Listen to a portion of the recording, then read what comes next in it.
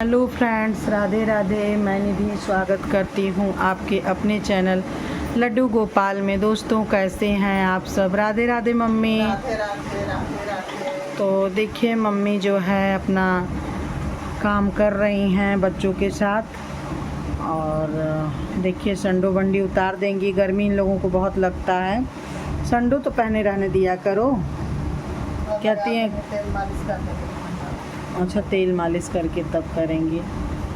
तो देखिए, इनकी सेवा ये सच्चे मन से और नियम से। हम तो एक आध दिन अगर इनको कहीं मम्मी को जाना होता है या मम्मी की तबीयत नहीं सही है तो मेरा एक आध दिन गैप हो जाता है। मैं नहीं कर पाती हूँ रात्र वाला मालिश तेल। लेकिन मम्मी जो है रेगुलर बिना किए इनको नींद ही नहीं आता है।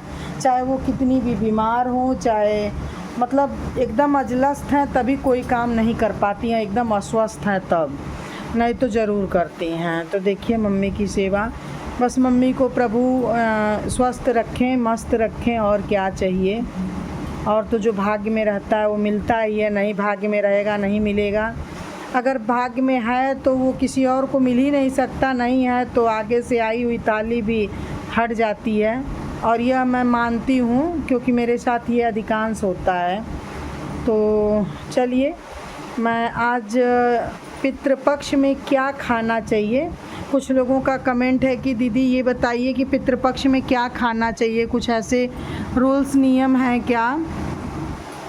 तो मैं आप लोगों को बता दूं कि पितृपक्ष में क्या खाना चाहिए, क्या नहीं खाना चाहिए।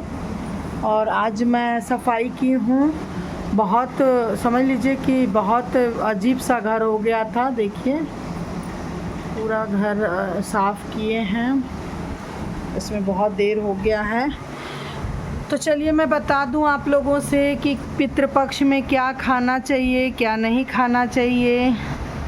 तो सबसे पहले तो पितृपक्ष में आप लोगों को बता दूं कि अगर वर्जित हो सके तो लहसुन प्याज मत खाइए। अगर हो सके तो, नहीं हो पा रहा है तो अलग बात है।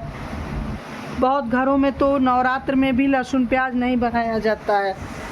तो देखिए, अपना भाव जो कहता है उसको करना चाहिए। किसी के ज़बरदस्ती से कोई चीज़ नहीं कर सकते आप।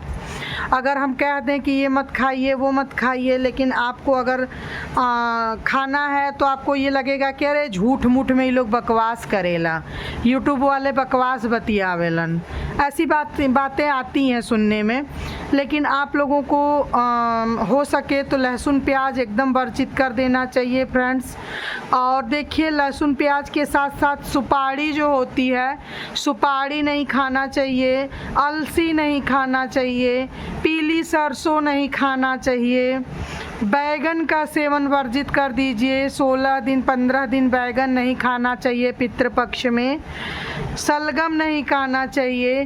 तो देखिए, ये इतनी चीज़ें जो मुझे जानकारी में है वो नहीं खाना चाहिए। मैं आप लोगों के साथ शेयर कर रही हूँ और आप लोग खुद ही जानकार हैं, आप लोगों को खुद ही पता होगा। लेकिन मैं आप लोगों से बता दूं कि लहसुन प्याज का तो एकदम ही वर्जित कर देना चाहिए नवरात्र में, पितृपक्ष में। जिसके यहाँ डाला छठ होता है वो 1.25 महीने पहले से ही छोड़ देते हैं वो लोग। कुछ लोग तो दीपावली के बाद छोड़ते हैं, ऐसा भी होता है। तो देखिए, मैं बताई ना आपसे कि कोई भी चीज़ किसी के कहने पे ना आप पूजा पाठ कर सकती हैं, ना ही किसी के कहने पे आप रह सकती हैं, खा सकती हैं। देखिए, परिवार में तो अब एकता क्यों ख़त्म हो गई है, इसी वजह से ख़त्म हो गई है कि अब कोई किसी के बंधन में नहीं रह सकता। हर घर का तकरीबन रूल हो गया है। मेरे समझ में जो बात आई है कि हर घर में यह रूल हो गया है कि कोई किसी के बाउंडेशन में जीना नहीं चाहता, चाहे उसके लिए आप जान गंवा दो। तो उसी तरह आपको हम बाउंडेशन लगा दें कि ये मत खाइए वो मत खाइए, तो आप जब तक आपका हृदय नहीं साथ देगा कि नहीं खाना चाहिए, तब तक आप उस चीज़ को, नियम को फॉलो नहीं करोगे, आप नहीं मानोगे इन सब चीज़ों को। तो इसलिए अगर आपका मन जो कहे वो करिए। लेकिन अगर आप इच्छुक हैं कि नई जानकारी के अनुसार करना चाहिए, अगर आपके मन में यह भाव है तो लहसुन प्याज वर्जित कर दीजिए। लहसुन प्याज का सेवन बिल्कुल भी मत करिए। और बैगन, बैगन एकदम नहीं खाना चाहिए। और यह हमारे बड़े लोग भी बताते हैं, हम घर में भी ये बातें होती हैं कि पितृपक्ष में ये चीज़ ना आवे के चाहिए घरे में। तो देखिए तमाम चीज़ें हैं, नियम हैं, तो अपने अपने नियम से करना चाहिए। तो देखिए मम्मी सुला रही हैं, बड़े लाला की मालिश हो गई है। छोटे लाला लोगों की पहले ही मम्मी कर दी थी, छोटे लाला लोगों को जल्दी सुला देती हैं। तो देखिए छोटे लाला लोग एकदम नींद में हैं। और मम्मी शाम को जब मालिश करती हैं या कोई काम करती हैं तो मैं उस टाइम ब्लॉग बना लेती हूँ। मैं सोचती हूँ कि चलो बातें भी हो जाएंगी और काम भी हो जाएगा, तो इसकी वजह से मैं ब्लॉग भी बना लेती हूँ। तो आप लोगों को कैसा लगता है, मतलब जो भी है देखिए मैं रियल बनाती हूँ, ज़्यादा ताम झाम प्रभु अभी दिए भी नहीं हैं, जितना दिए हैं उतने में ही मैं खुश हूँ और जितना है उतना आप लोगों के साथ शेयर करती हूँ।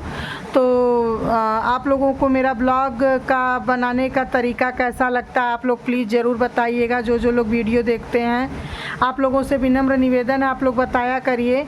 और देखिए पितृपक्ष में बहुत लोगों का कहना है कि दीदी पितृपक्ष में कोई नया काम नहीं करना चाहिए और घर में नई सामान नहीं लाना चाहिए। तो देखिए ऐसा कुछ नहीं है, हर समय प्रभु का है, हर समय देखिए पितृपक्ष में भी जैसे हमारे पितृ लोग जो होते हैं, माँ बाप, मान लीजिए माँ बाप हैं तो माँ बाप जब तक हमारे साथ हैं, हमको अगर दो झापड़ मार भी दिए किसी गलती पे तो बाद में पछताते भी तो हैं, बाद में उनको तकलीफ भी तो होता है कि देखा आज हम इतना मार देनी अपने लड़का के ना मारे चाहत रह, समझावे चाहत रह।